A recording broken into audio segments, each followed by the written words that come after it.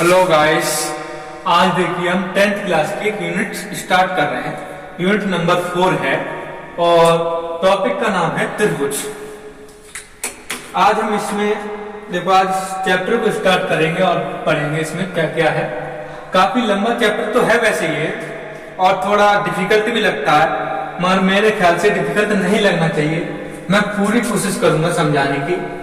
ये क्या लिखा है, थेल्स पर मैं थोड़ा इंट्रोडक्शन इस टॉपिक के बारे में इस टॉपिक के देने के बाद इस थ्योरम को स्टार्ट करूंगा। मेरा इंट्रोडक्शन कहने का मतलब है मैं इसको थेल्स थ्योरम को स्टार्ट करने से पहले थोड़ी पिछली जानकारी देता हूं। हमने क्लास 9th में एक चीज पढ़ी थी, सर्वागसम। सर्वागसम होती क्या, ये देखेंगे सबसे पहले। तो देखो, सर्वागसम और समरूपता दो चीजें थी हमारी 9th में, और 10th में क्या दिया, केवल त्रिभुजों की समरूपता के बारे में दिया। तो हम थोड़ा डिस्कशन कर लेते हैं 9th क्लास में पीछे की चीजों को, कि सर्वागसम क्या होता है और समरूपता क्या होती है। ठीक है, देखते हैं। देखो, मान लो हमारे पास एक सर्किल ये है, ठीक। ये कितने रेडियस का, मान लो 1 रेडियस का। 1 रेडियस का मतलब 1 सेंटीमीटर की त्रिज्या का, ठीक। ये क्या है हमारा, 2 सेंटीमीटर की त्रिज्या का। एक और बनाया मैंने, ये हमारा क्या है, 3 सेंटीमीटर त्रिज्या, ठीक। इसके बाद मैं एक और बना रहा हूं, ये हमारा है 2 सेंटीमीटर। हमने 9th क्लास में पढ़ा था सर्वागसम कब होता, उसकी शेप एक जैसी दिखनी चाहिए, ठीक। उसके बाद उसकी जो आमाप का मतलब होता है लेंथ, या जो किसी को मापते हैं, रेडियस मापते हैं, रेडियस को देखेंगे। देखो, जिसकी आकृति मतलब दिखने में चीज एक जैसी दिखे, ये है। इनको देखो, सबसे सिंपल उदाहरण, ये 2 हैं, ठीक। तो इसके अब इनको ये देखो, दिखने में तो एक जैसे, क्या इनकी लेंथ दोनों की इक्वल है या नहीं, ये देखेंगे।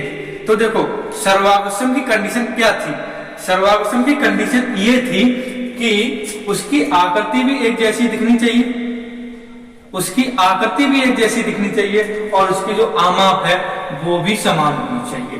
तो वो क्या कहलाएगा, सर्वागसम कहलाएगा। तो यहां देखिए, ये 2 रेडियस का है, ठीक, और ये 2 रेडियस का। ये दोनों सर्किल तो सर्वागसम हो गए, क्योंकि ये भी 2 रेडियस का और ये भी 2 रेडियस का, दोनों सर्किल हैं, ठीक। क्या हम 3 सेंटीमीटर रेडियस वाले को और 2 सेंटीमीटर रेडियस वाले को कंपेयर करें, तो देखो शेप मतलब आकृति तो एक जैसी दिख रही है।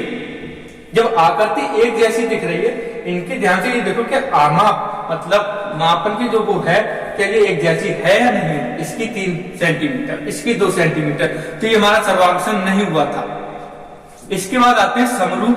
समरूपता क्या होती है, समरूप में क्या कंडीशन थी हमारी, समरूप मतलब यही एग्जांपल ले लो सबसे पहले। ये दोनों देखने में एक जैसे, ठीक, क्या समरूप है। क्या ये सर्कल समरूप है, ये सब सर्कल क्या है, एक दूसरे के समरूप। जितने भी स्क्वायर मतलब वर्ग होंगे वो क्या होंगे, समरूप होंगे। क्या होंगे, समरूप होंगे। ये हमारा वर्ग है, ये हमारे चाहे छोटे बड़े जितने भी वर्ग हैं सब समरूप होंगे, ठीक। ये समरूप, ये तो इसमें ये तो समरूप हैं सब सर्किल, ये भी समरूप है। क्या त्रिभुज सब समरूप होंगे या नहीं होंगे, ये कंडीशन आती है, त्रिभुज कैसे समरूप होते हैं। तो त्रिभुज को समरूप कहने के लिए एक विशेष कंडीशन है, वो विशेष कंडीशन फॉलो करती है। उस कंडीशन का मतलब ये है कि मान लो त्रिभुज की बात कर रहा हूं, सर्किल की और वर्ग की तो बात मैंने छोड़, बस थोड़ी जानकारी दे रहा हूं, पूरी डिटेल में नहीं जा रहा हूं। पीछे क्लास में थोड़ी जानकारी दे रहा हूं, क्योंकि ये फिर में आपको समझ में आ जाए, ठीक है। अब देखो, मान लो मैं किस पे चल रहा था, समरूप पे चल रहा था। समरूप की कंडीशन हमारी क्या दी, त्रिभुजों की समरूपता। ये लिखा है त्रिभुजों की समरूपता। ये कह रहा है दो त्रिभुजों या बहुभुज भी कह सकते हैं, पंचकोण ले लो, षटकोण ले लो, चतुर्भुज ले लो। मैं यहाँ त्रिभुज की 10th क्लास में, अब आ रहे हैं अपनी 10th क्लास में, अब 10th क्लास की बात कर रहा हूं मैं कि 10th क्लास में देखो क्या है, हमारे त्रिभुजों की समरूपता दी। हमारी दो त्रिभुज समरूप होते हैं यदि उसके क्या हो, संगत कोण बराबर। अभी समझाता हूं कैसे। संगत भुजाएं एक ही अनुपात में हो या समानुपात में। ठीक, इनका कहने का मतलब क्या, कहने का साफ साफ मतलब ये है, मान लो कोई त्रिभुज हमारा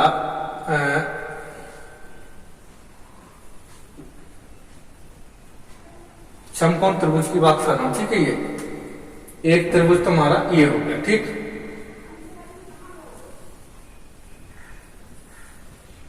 और एक त्रिभुज हमारा ये हो गया। देखो ये कोण कितना है, 90 डिग्री। तो इसका ये भी कोण कितना है, 90। वैसे समकोण त्रिभुज तो समरूप होते ही हैं, तब भी मैंने एक एग्जाम्पल लिया, और भी त्रिभुजों की बात करूंगा। तो देखो मान लो ये है हमारी 2 लेंथ का और ये है हमारा 4 लेंथ का, ठीक। ये है हमारे 3 का, ये हमारा 6, और ये मान लो हमारी 6 है और ये 12। अब ये देखो कंडीशन क्या करी, संगत कोण बराबर। ये 90 डिग्री, ये 90 डिग्री। और समकोण त्रिभुज तभी बनता है जब ये दोनों बाकी कोण कितने कितने के होते हैं, 45 के होते हैं दोनों। अब इस लेंथ की बात करता हूं, समरूप के लिए कंडीशन बता रहा हूं। ये क्या कह रहा है, अनुपात में हो। इसका और इसका रेशो निकालें, क्या है देखो 3/6। 3/6 का मतलब 1/2।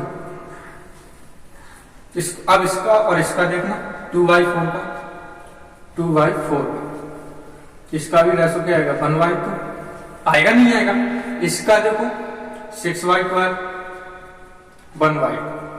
हमारी कंडीशन क्या होगी, सेटिस्फाई हो गई। जब हमारी कंडीशन सेटिस्फाई हो गई तो हमारी समरूपता भी हो गई। तो ये एक दूसरे त्रिभुज क्या है, समरूप है। अब इसी प्रकार मान लो आपने कह दिया संगत कोण तो बराबर है, ठीक। मैंने एक सर्कल ले लिया, एक आयत ले लिया मैंने, ठीक। सर्कल छोड़ो, एक सर्कल तो होते हैं समरूप। ये हमारा आयत है, ठीक है, और ये हमारा वर्ग है। ध्यान से देखना, इसके सभी संगत कोण बराबर हैं या नहीं। देखो ध्यान से देखो, ये भी 90 डिग्री, ठीक। ये भी 90 डिग्री, ये भी 90 डिग्री, ये भी 90 डिग्री। अब ये बताओ कि आयत और वर्ग की लेंथ इक्वल हो सकती है क्या, नहीं ना। तो ये हमारी क्या समरूपता नहीं हो। मैं थोड़ी थोड़ी जानकारी दे रहा हूं इसीलिए कि अब समरूपता उन्होंने एक थेल्स से, फिर मैं इसको कराऊंगा। इसके बाद ये एग्जाम्पल समझ में आ गए हों तो हम अब बढ़ते हैं अपनी थेल्स थ्योरम की तरफ। ये मैं चैप्टर पूरा फिनिश करा के छोड़ूंगा, जितने भी लेक्चर लगेंगे उतने लगाऊंगा, ठीक है। और ज्यादा लंबा लेक्चर नहीं करूंगा, बस 40 से 45 मिनट का बहुत है, और इसमें काफी कुछ करा दूंगा। थेल्स थ्योरम देखिए, इसको इसके बाद इसको कराता हूं अगले पाइथागोरस प्रमेय। मैंने पाइथागोरस प्रमेय की तरह से वीडियो डाल दी है, मगर मैं डबल से कराऊंगा उसको। अब देखिए हम चलते हैं थेल्स थ्योरम की तरफ। अब थोड़ी देर के लिए स्टॉप कर दीजिए वीडियो। देखिए अब थेल्स थ्योरम देखते हैं। मैंने बाकी जानकारी जितनी हो सके मिनिमम दे दी है। हो सके कमेंट करके बता देना कि फुल जानकारी चाहिए, फुल डिटेल चाहिए समरूपता और सर्वागसम की, तो मैं पूरी डिटेल भी डाल दूंगा। आप बता देना। मेरा मेन फोकस था इस वीडियो में थेल्स थ्योरम का। इस थेल्स थ्योरम को देखते हैं। ये थेल्स थे, इन्होंने कहा कि यदि हम किसी त्रिभुज को, मान लो कोई हमारा त्रिभुज है, ठीक। थेल्स ने क्या कहा, कोई हमारा त्रिभुज है, ठीक। अब मैं त्रिभुज की बात कर रहा हूं।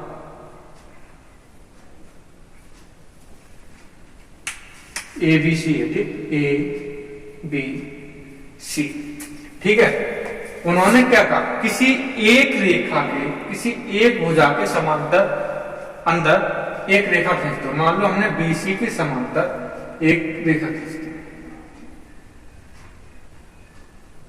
बीसी के समांतर हमने क्या खींच दी, एक रेखा खींच दी। तो इनका कहने का मतलब ये था, थेल्स ने ये कहा था कि जब हमने ये समांतर खींची थी, ये मान लो डी और ई मान लो इसे, तो थेल्स ने ये कहा था कि इन दोनों का रेशो ए डी वाई मतलब बटे डी बी का रेशो इक्वल होगा ए डी बटे डी बी का रेशो इक्वल होगा किसके, ए ई वाई ई सी। इस चीज को प्रूफ करना है हमें थेल्स थ्योरम से। और क्या कह रही थी, यदि किसी त्रिभुज की एक भुजा के समांतर खींची गई रेखा अन्य दो भुजाओं को जिन दो बिंदुओं पर काटती है, वे बिंदु उन भुजाओं को समान अनुपात में विभाजित करते हैं। ये था थेल्स थ्योरम। थेल्स थ्योरम को अब हम क्या करते हैं, प्रूफ करते हैं इस चीज को, ठीक है। स्टॉप कीजिए थोड़ी देर के लिए, रख देखिए थेल्स थ्योरम। अब हम प्रूफ करते हैं। सबसे पहले इस चित्र को देखिए और चित्र में हमें क्या क्या दिया है, सबसे पहले हम उस चीज को लिखेंगे। एक त्रिभुज दिया है हमें ए बी सी और बी सी के समांतर एक डी ई रेखा खींची है इन्होंने, ये चीज लिखना है। सबसे पहले हमें क्या लिखेंगे कि दिया, ठीक, क्या दिया है वो चीज दिया, ठीक। हमें क्या दिया कि त्रिभुज ए बी सी में, त्रिभुज ए बी सी में, त्रिभुज, ये निशान तो समझ रहे हैं, त्रिभुज ए बी सी में, त्रिभुज ए बी सी में बी ई रेखा किसके पैरेलल है, डी, नहीं ये डी ई है, वो किसके पैरेलल है, मतलब समांतर है बी सी के। तो डी डी ई समांतर है बी सी, ये दे रहा है, ठीक। अब हम इस चित्र को देखिए और इसमें कुछ कीजिए। क्या करेंगे हम, जब हम कुछ करते हैं तो उसको क्या बोलते हैं, रचना करते हैं। ये है इसके समांतर, ठीक। जब ये इसके समांतर है तो हम इसमें क्या करेंगे, डी सी को मिलाइए, ठीक है, डी ई को मिलाइए और ए बी पर एक लंब डालिए जो कहां काटता है, ई पर प्रतिच्छेद करता है। ए सी पर एक लंब डालिए जो क्या है हमारा जी है, क्या है, ये डी पर प्रतिच्छेद करता है। ये रचना कर रहा हूं, ठीक है। इसको ही लिखते हैं वहां पर, देखो कैसे लिखते हैं, रचना। इसके बाद क्या लिख जाएगी, रचना, रचना। रचना में क्या लिखेंगे कि त्रिभुज ए बी सी में डी सी को मिलाने पर, बी सी को डी ई को मिलाने पर, और ए बी पर एक लंब है, क्या है, एफ ई, और ए सी पर लंब है डी जी, ठीक। त्रिभुज ए बी सी में, अब वो मत लिखो, ये मत लिखो, ये लिखो, डी सी को मिलाने पर, डी सी को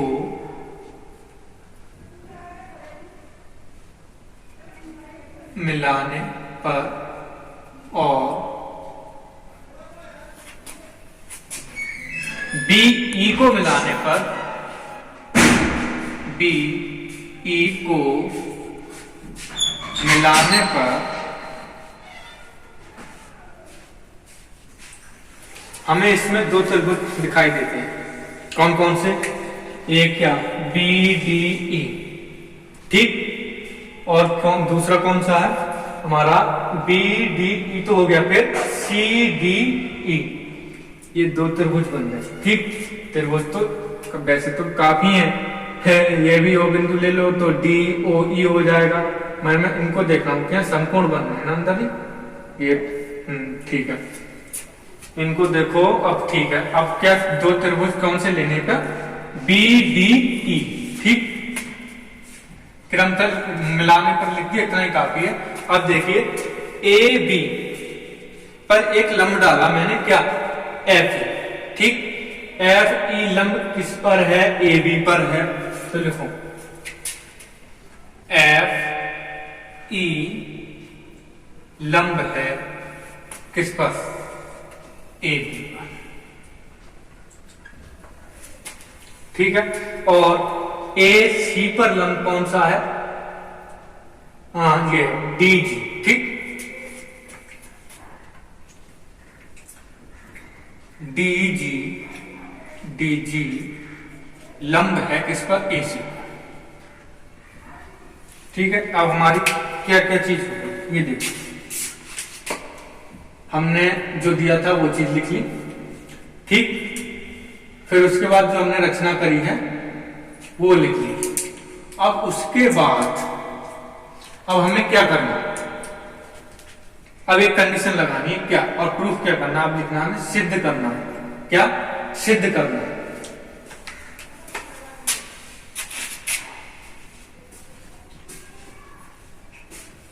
सिद्ध करना है, ठीक सिद्ध करना है। क्या सिद्ध करना है, थेल्स ने क्या बोला था, थेल्स ने यही तो बोला था कि ए डी बटे D B is equal to मतलब बराबर ए ई बटे ई सी, ये बोला था। और ये प्रूव करना है हमें क्या, ए डी बटे डी इज इक्वल टू ए ई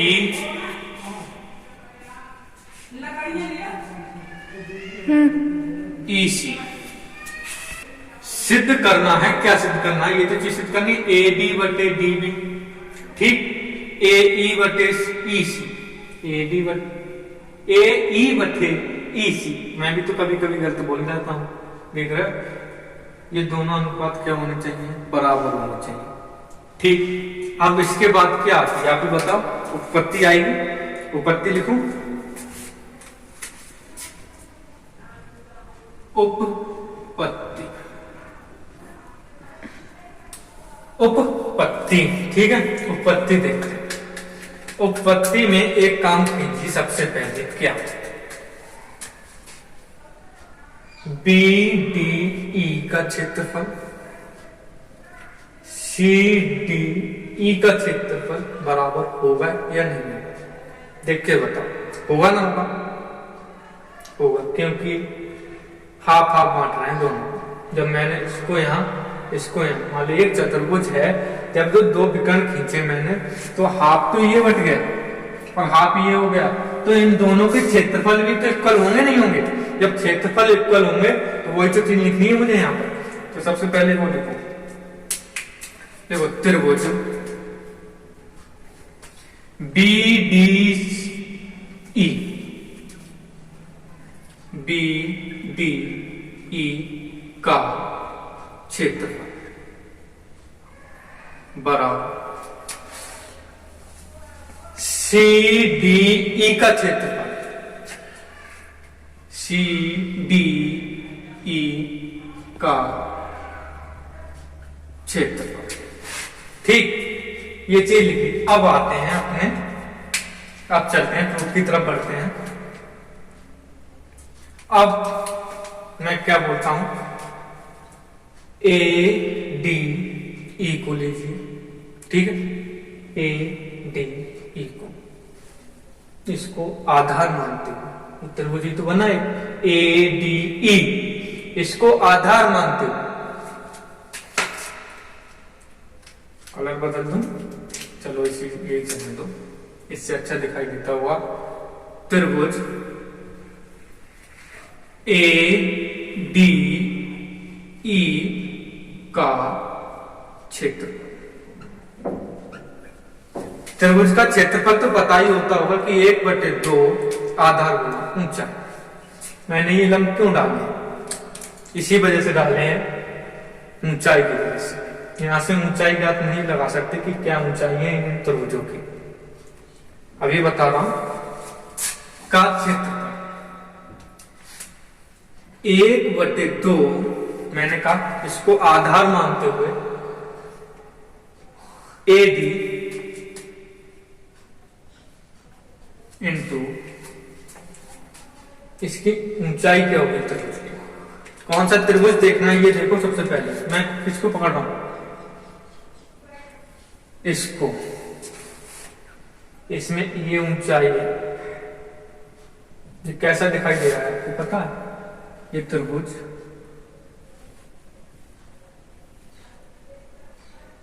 ऐसा है और इसकी ऊंचाई यही तो है, वो ही है ये FE।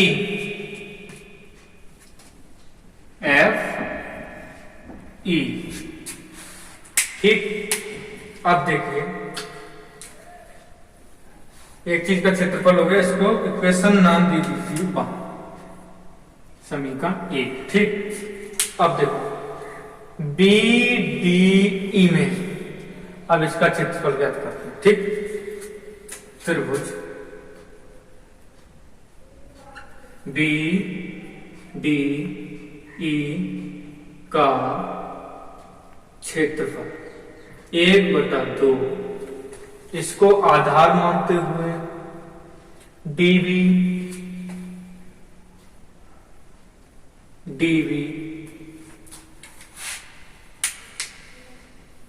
इसकी भी ऊंचाई यही होगी। सोचते हुए कैसे, क्या बेवकूफ बना रहे हैं मुझे, ये त्रिभुज कैसा,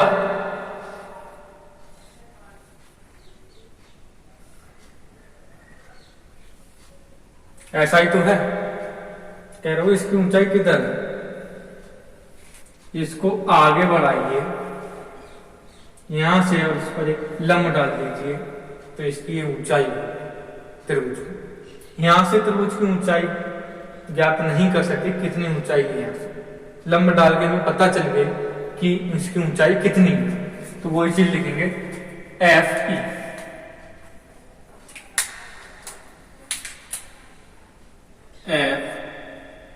इसको एक समीकरण 2 नाम दो।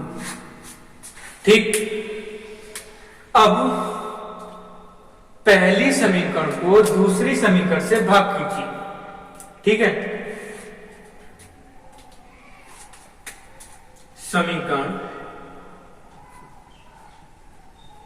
1 को समीकरण 2 से भाग करने पर। ठीक। कीजिए बात। त्रिभुज ADE का क्षेत्र वटे त्रिभुज BDE का क्षेत्रफल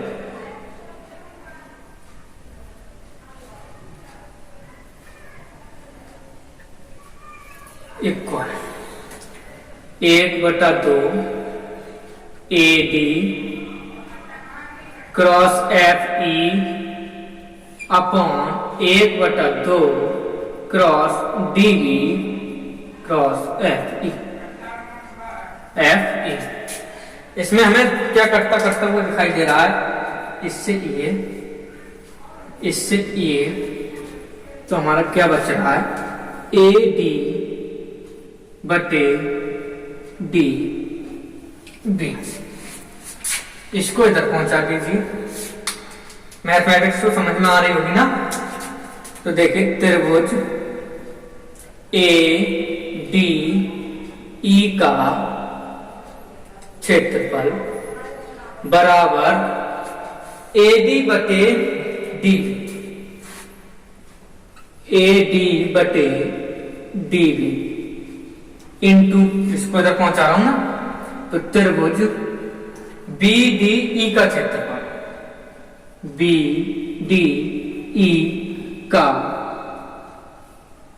क्षेत्रफल। ठीक है, इसको एक्सप्रेशन नाम 3 दिए, इसका नाम हमने क्या रख दिया 3। अब चलते हैं इसी त्रिभुज में, देखते हैं।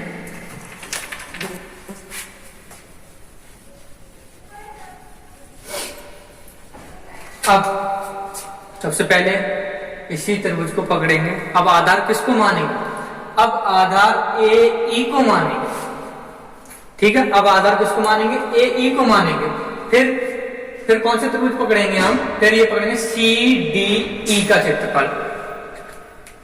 स्टॉप करो, मैंने क्या कहा था? इसको आधार मानते हुए, इस त्रिभुज में देख रहे हैं ए डी ई में, इसको आधार मानते हुए लिखें।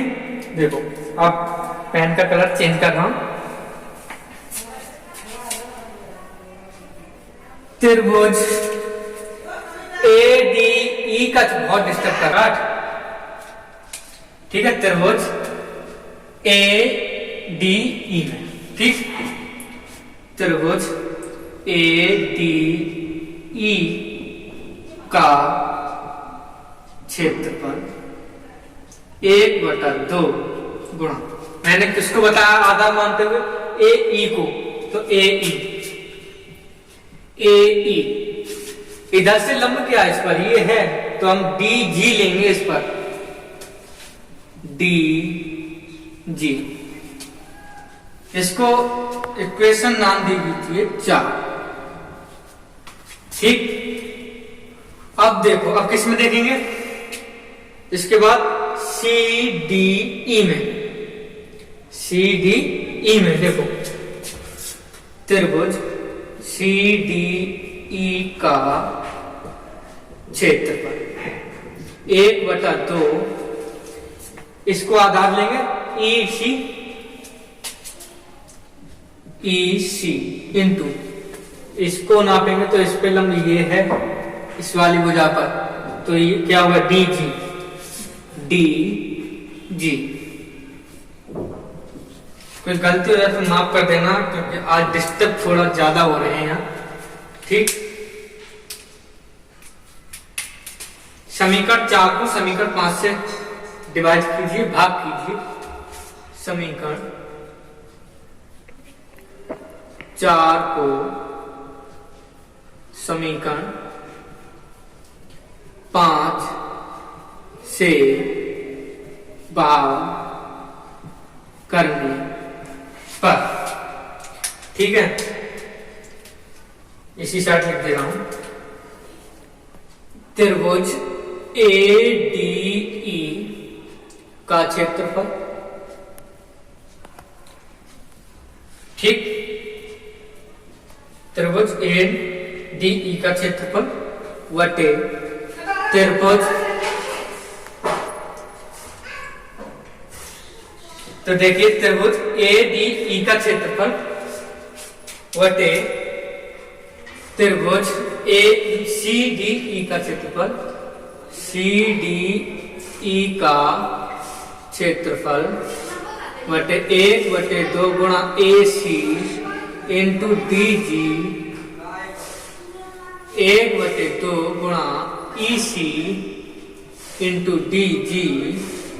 कैंसिल, ये कैंसिल, ए ई बटे ई सी,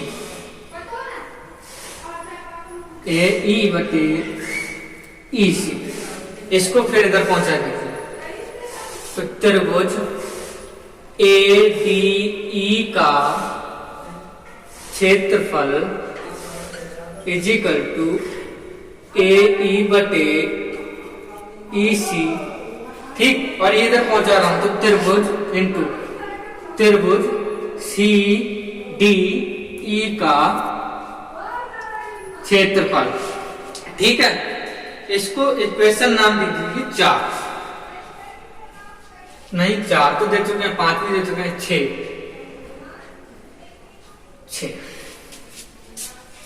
ये भी क्या है? ए डी ई का क्षेत्रफल, ये भी क्या है? ए डी ई का क्षेत्रफल। अब हम क्या देखेंगे? समीकरण 3/6 से, देखो समीकरण 3/6 से ये और ये चीज बराबर है, तो ये और ये चीज बराबर होगी नहीं होगी, तो AD बटे DB ठीक क्रॉस त्रिभुज BDE का क्षेत्रफल ठीक इजिकल टू ये वाली चीज देखिए, AE बटे EC, AE बटे EC और त्रिभुज CDE का क्षेत्रफल, त्रिभुज CDE का क्षेत्रफल। मैंने क्या बताया था शुरू में, ये चीज देखिए, त्रिभुज BDE का क्षेत्रफल C और त्रिभुज, ये त्रिभुज है, त्रिभुज CDE का क्षेत्रफल बराबर बताया था, तो ये भी बराबर होंगे, एक दूसरे से कैंसिल, तो हमारा क्या चीज बचा, देखो थ्योरम हो गई प्रूफ। और आज डिस्टर्ब भी कुछ ज्यादा ही हो रहा है, AE बटे EC